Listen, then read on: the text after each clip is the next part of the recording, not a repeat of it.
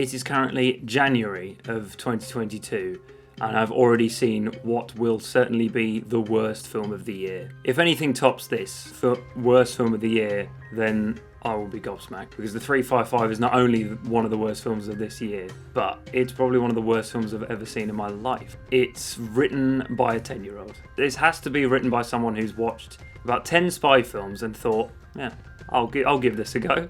And then they've just written the most generic story about a MacGuffin that has unimaginable power, and yet the film has absolutely no stakes whatsoever, because you know that a film with this kind of tone isn't going to end with the end of the planet. You never see the power of this USB drive, obviously, because it's so powerful that if it was used once, the planet would be blown up. Apparently it's got the power to knock out planes from the sky and turn your mobile phone against you. You never see any of that. All you see is, right at the beginning, Jason Fleming looks up into the sky and a plane blows up. Coincidentally, after this drug cartel leader says, hey, I've pressed the button on my computer, because of this USB drive, that plane blew up. It doesn't explain it, it doesn't do anything to make you fear this device. All it does is tell you, oh, this is bad news, this USB is bad news. It's full of quote-unquote twists and turns that you will see coming a mile away if you've seen 2 spy films. Every twist is so projected. This isn't going to happen. This isn't going to happen, but then it does. And it's like, oh, what a big surprise. The characters, for want of a better word, are all flat, all boring, and are all just stock characters that you would find in any film or a generic game. The way the characters are written feels a lot like a spoof. If this was a comedy, I'd accept it, but it's not. It's meant to be serious. All of the characters have just got such generic motivations and are all just the same kind of characters that you see in every film like this, and it feels so cheap and nasty. I can tell what they're trying to do with the marketing, and the entire cast is made up completely of women, and they're trying to make, yeah, girls can be spies too. Yet we knew that. I've seen Atomic Blonde. I just want an entertaining film, and this is not what you've given me. You've given me 4 really great actresses that I have loved in several other films, and they're all boring and horrible in this film. They have no personality whatsoever, and I know that all 4 of these actresses are capable of showing personality because I've seen them all in great film. It's probably because they're being directed by a really amateur director. It's embarrassing for me to say this because it's Simon Kinberg who directed this. I was one of the very few people that actually liked X-Men Dark Phoenix. I know, but I did, and I defended it to my friends. I said, no, it's actually not that bad a film. If you probably watch it, it's not too bad. And now watching the 355, oh, that's made me look like an idiot, hasn't it? Because look at it. This film is the epitome of a group of studio execs getting into a room and saying, right, we need to just tick a bunch of boxes and get some money. And there's no heart in this film. There's no care for anything other than money. And it reeks off of the screen. The 5 actresses you have on the poster are Jessica Chastain, Lupita Nyong'o, Penelope Cruz, and Diane Kruger, who are all great in other things. But the 5th actress is a lady called Bing Bing Pham, who's a Chinese actress who I haven't seen in much. And I basically didn't see her in this either because she isn't in the film. She did all of her lines over Skype. That's what it feels like, because she is CGI'd in to every scene that she's in. She's either CGI'd in or she's in a separate room and they cut whenever she comes into interaction with any of the other actresses or actors. It's ridiculous. I presume she maybe wasn't allowed to leave China for it, and so they just filmed her in separate rooms and cobbled all that together. It looks so obvious that she's not there in any of the scenes. It's so distracting. The cinematography is bad enough throughout, but having scenes where an actress is clearly cropped in makes for really awful looking shots. I truly just don't understand why they didn't get someone local or someone who could actually attend the shoots. Usually with kind of cheap films like this, they often like to use really crap pop songs. Thankfully, there aren't any pop songs in this. The music is completely a score, which is nice, but it's still generic as anything. The action is kind of what this film is trying to sell you on with the trailers as well as its cast, and it's okay,